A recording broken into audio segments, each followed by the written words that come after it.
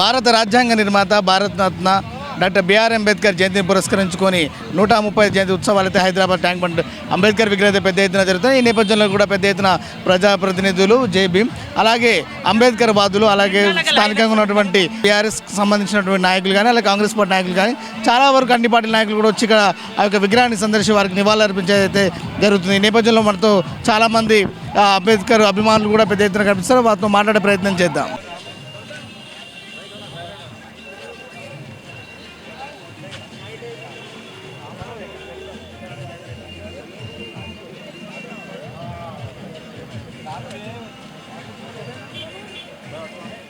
Tank bund వద్ద ఉన్నటువంటి అంబేద్కర్ విగ్రహం సందర్శన పెద్ద ఎత్తున అయితే ప్రజాప్రతినిధులు నాయకులు పెద్ద ఎత్తున ప్రజలు కూడా పాల్గొంటున్నారు. ఈ నేపథ్యంలో కూడా 135వ జయంతిని పురస్కరించుకొని కూడా ట్యాంక్ బండ్ వద్ద ఉన్న పెద్ద ఎత్తున అంబేద్కర్ జయంతి ఉత్సవాలు ఘనంగా నిర్వహిస్తున్నారు. ఈ నేపథ్యంలో మనతో పాటు కూడా మహేష్ యాదవ్ గారు అయితే ఉన్నారు. చెప్పండి సార్, 135వ జయంతి పురస్కరించి రాజ్యాంగం పట్ల ఈరోజు అంబేద్కర్ జయంతి పట్ల మీరేమన్నారు? మన భారతదేశ వెన్నుపూస అటువంటి రాజ్యాంగం అటువంటి రచించిన మహనీయుడు మన యొక్క డాక్టర్ బిఆర్ అంబేద్కర్ గారు. ఆయన యొక్క జయంతి ఉత్సవాల సందర్భంగా మేమందరం కూడా ఘనంగా జరుపుకుంటా ఉన్నాం. తెలంగాణ ఏర్పడ్డ తర్వాత 120 ఫీట్ల కేసీఆర్ గారు అంబేద్కర్ గారు స్టాచ్యూ ఏర్పాటు చేయడం జరిగింది. చాలా గొప్పగా అందరం కూడా సంతోషించిన తరుణంలో మళ్ళీ ఒక 2023 జనరల్ ఎలక్షన్ తర్వాత కాంగ్రెస్ ప్రభుత్వం ఏర్పడి ఈ యొక్క అంబేద్కర్ని ప్రజలకు దూరం చేస్తూ ఉన్నారు. లాక్ లిస్ట్ పెడతా ఉన్నారు. ఇప్పుడు కూడా నిర్వహణ కోల్పోతూ ఉంది. చాలా దురదృష్టకరం. అంతేకాకుండా మన బాబాసాహెబ్ అంబేద్కర్ రచించినటువంటి గ్రంథాన్ని కూడా అపహాస్యం చేస్తూ ఉన్నారు. గత 2023 జనరల్ ఎలక్షన్లో 10 మంది ఎమ్మెల్యేలు ఒక పార్టీలో గెలిచి ఇంకో పార్టీలో ఉంటూ అపహాస్యం చేస్తూ ఉన్నారు.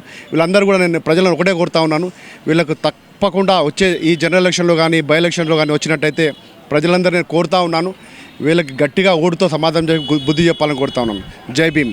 ముఖ్యంగా చాలా వరకు విగ్రహాలు కానీ చరిత్ర పాఠ్య పుస్తకాలు కూడా ఉన్నట్టు చరిత్ర అంతవరకే పరిమితం చేసి సబ్బండ వర్గాలకు కావాల్సినటువంటి హక్కులు ఇంకా పొందలేకపోతున్నటువంటి పరిస్థితిని ఎలా చూడవచ్చు? ఇప్పటివరకు పుస్తకాలకే పరిమితం అయింది. కానీ కేసీఆర్ గారు ఈ యొక్క ప్రతిఫలాన్ని అందరికీ అన్ని కులాలకు మతాలను అందరూ కూడా కలుపులో పెట్టుకొని చూసుకొని అన్ని వర్గాలని ప్రేరేపిస్తూ ఇటు క్రిస్టియానిటీ కానీ ఎస్సీలు కానీ బీసీలు కానీ ఈవెన్ మైనార్టీలను అందరికీ కూడా సమపాలలో పంచుతూ అందరినీ సమపాలలో నడిపించిన వ్యక్తి కేసీఆర్ గారు. అటువంటిది ఈరోజు ఆదరణ కోల్పోతూ ఉన్నాం. మనం చూస్తూ ఉన్నాం ఈరోజు క్రిస్మస్లో వాళ్ళు క్రిస్మస్ గిఫ్ట్ ఇవ్వలేకపోతా ఉన్నాం. రంజాన్ తోఫాలు ఇవ్వలేకపోతా ఉన్నాం. కాబట్టి ఈరోజు పరిపాలన ఏ విధంగా జరుగుతుందంటే ఏదో ఆయారాం గయారాం లాగా జరుగుతూ ఉన్నది. కాబట్టి ప్రజలు ఇప్పుడైనా గమనించి కాబట్టి వచ్చే ఎలక్షన్లో పెద్ద ఎత్తున కేసీఆర్ గారు మద్దతు ఇచ్చి గెలిపేయాలని కోరుతా ఉన్నాను. ఈరోజు 135th జన్మదినంలో సంప్రదంగా అంతా గ్యాదరింగ్ అయినాము నెక్లెస్ రోడ్లో. ఈ స్టాచ్యూ వెనుక ఏదైతే కనిపిస్తుందో మా కేసీఆర్ గారే ఇక్కడ దీన్ని స్థాపించాము. కానీ ఎప్పుడైతే ఈ స్టాచ్యూ పెట్టినామో అప్పటి నుంచి ఎప్పుడు చూసినా దీన్ని గేట్స్కి లాక్ వేస్తారు, ఎవరిని రానియరు, ఎవరిని లోపలికి పోనీయరు. దీని లోపల లైబ్రరీ ఇవన్నీ డెవలప్మెంట్స్ చూస్తే వీళ్ళు కాంగ్రెస్ వాళ్ళు ఓపిక లేక లాక్స్ చేసేసారు. ఈరోజు సోషల్ జస్టిస్ కాన్స్టిట్యూషన్ని ఈరోజు స్థాపన చేసి అంటే అంబేద్కర్ గారే. ఈక్వల్ జస్టిస్ అన్ని కులాలకు ఈక్వల్గా చూసుకోవడం, ఇవన్నీ బాధ్యతగా అన్నీ చేయడం. కానీ ఇప్పుడు మీరు చూడండి, డెవలప్మెంట్ తెలంగాణ ఫార్మేషన్ అయిందంటే బాబాసాహెబ్ అంబేద్కర్ గారి ద్వారానే తెలంగాణ ఫార్మేషన్ అయింది. ఇప్పుడు తెలంగాణ ఫార్మేషన్ అయినాక కేసీఆర్ గారు దీన్ని నంబర్ 1 స్టేట్గా దిద్దారు. ఆల్ ఇండియాలో అన్ని ఫీల్డ్లో నంబర్ 1గా ఉండే ఈ స్టేట్ని ఇప్పుడు ఏ రూపంగా తీసుకెళ్లారు మీకు అందరికి తెలుస్తుంది. అందరికీ జై భీమ్. నా పేరు విజయ్ భాలేరావు మారుతి. మేము నిజామాబాద్ డిస్టిక్ నుంచి వచ్చాము. ఈ ఫ్లెక్సీ పెట్టడానికి కారణం ఒకవేళ మన దగ్గర విలువైన 2 రూపాయలు ఉంటే దాంట్లో సగం 1 రూపాయితో రొట్టె అంటే మనకు అన్నం కానీ తినడానికి ఆహారం తీసుకోవాలి, ఇంకో రూపాయితో విలువైన పుస్తకం తీసుకోవాలి. ఆహారం ఎందుకనగా ఆహారంతో మనం తిని బ్రతకడానికి, పుస్తకం మనం ఎలా జీవించాలో నేర్పడానికి అని ఈ సందేశం ఎందుకంటే అందరూ బీద పరిస్థితి నుంచి వస్తారు పైకి, అందుకు తెలియజేయడానికి. అందరికీ జై Bhim. First of all doctor Babasaheb Ambedkar గారి 135వ జయంతి సందర్భంగా అందరికీ శుభాకాంక్షలు. ఈ బ్యానర్కు మెసేజ్ ఏం చెప్పాలనుకుంటున్నదంటే, ఇప్పుడు ఎస్సీ ఎస్టీ బీసీ మైనారిటీ ప్రజలు చాలా బీద పరిస్థితుల్లో ఉన్నారు.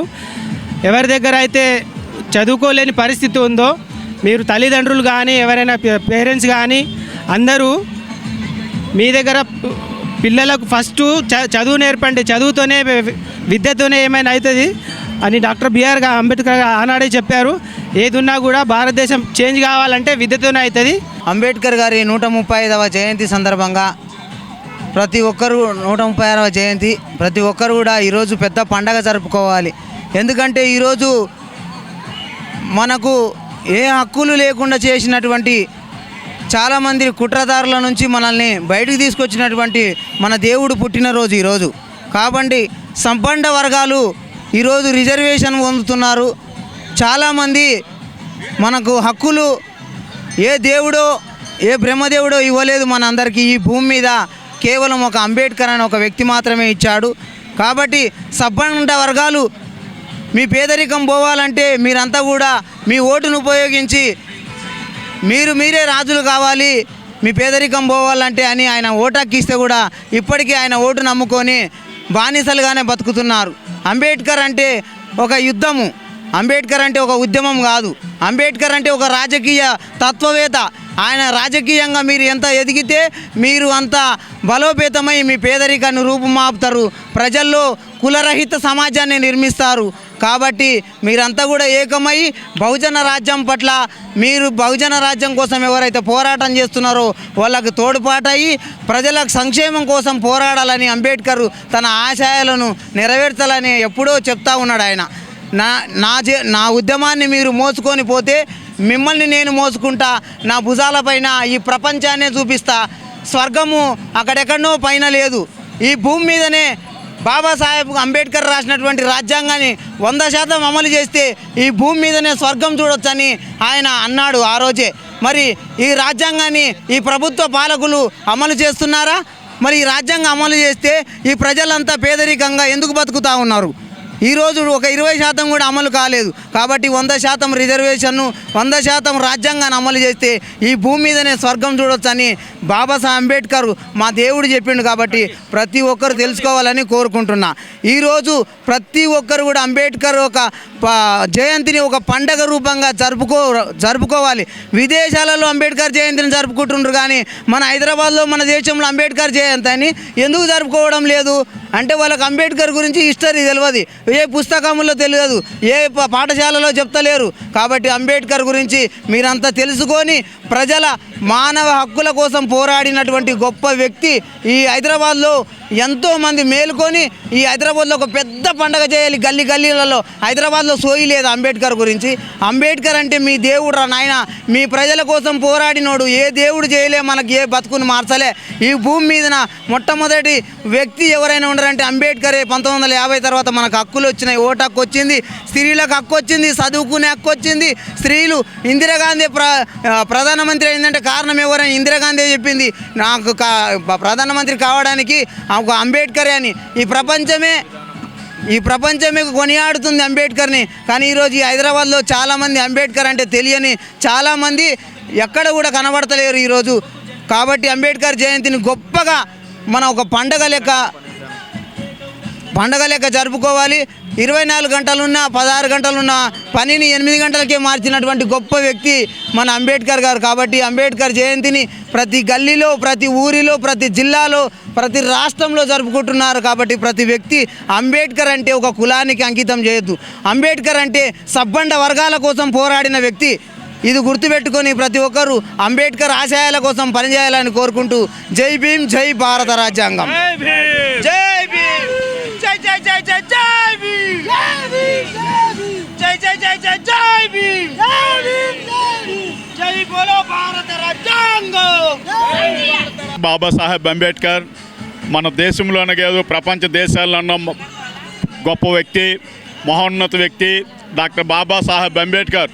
మహారాష్ట్రలో రత్నాగిరి జిల్లాలో అంబేవాడ్ అనే గ్రామంలో, మోవని గ్రామంలో భీమారావు రామ్జీ అనే పుణ్య దంపతులకు 14వ సంతానంగా జన్మించిన బాబాసాహెబ్ అంబేద్కర్ మన రాజ్యాంగాన్ని 2 సంవత్సరముల 11 నెలల 18 నెలల్లో రచించారు. రాజ్యాంగాన్ని ఇంతటి మహాశక్తివంతమైనటువంటి డాక్టర్ బాబాసాహెబ్ అంబేద్కర్ ప్రతి ఒక్కరు కూడా ఇప్పుడు రాజ్యాంగాన్ని రాసించింది ఒక ఎస్సీ ఎస్టీ మైనారిటీలకే కాకుండా భారతదేశం ప్రతి ఒక్క పౌరుడికి కూడా రుణపడి ఉన్న డాక్టర్ బాబాసాహెబ్ అంబేద్కర్ అంతే ప్రపంచ మేధావి.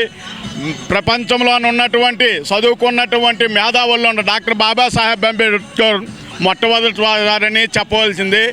కానీ ప్రతి ఒక్కరు కూడా ఇది ఎస్సీలు ఎస్టీలు వీళ్ళకే అంబేద్కర్ అని జాగిరిగా అన్నట్లు వీళ్ళ తాతగారు జాగిరి పెట్టి రాజ్యాంగాన్ని రచించినప్పుడు ఆ రోజు ఎన్నో పాటలు పడి ఎన్నో అవమానాలు గురించి ఎన్నెన్నో త్యాగాలకు చేసినటువంటి త్యాగ ఫలమైన ఈరోజు అంబేద్కర్ మహానుభావుడు ఎంత 150 అడుగులు కాదు, 500 కాదు, 1000 అడుగులు కట్టినా సరే దీనికి ఏకీభవిస్తారు ప్రజలందరూ కూడా, ప్రతి ఒక్కరు కూడాను. డాక్టర్ బాబాసాహెబ్ అంబేద్కర్ ప్రపంచంలోనే ఉన్నతమైనటువంటి వ్యక్తిగా చిత్రీకరించిన మన అందరం కూడా ప్రతి సంవత్సరం కూడా మన పని పాటలు ప్రతి వారు ఆ రోజు డాక్టర్ బాబాసాహెబ్ పని పాటలు ఉంటే ఈ లండన్లో, జర్మనీ, జపాన్లో అనేక మంది కంట్రీలు అంట రోజుకు ఒక విమానంలో తిరగడానికి కూడా అవకాశం ఉన్ను.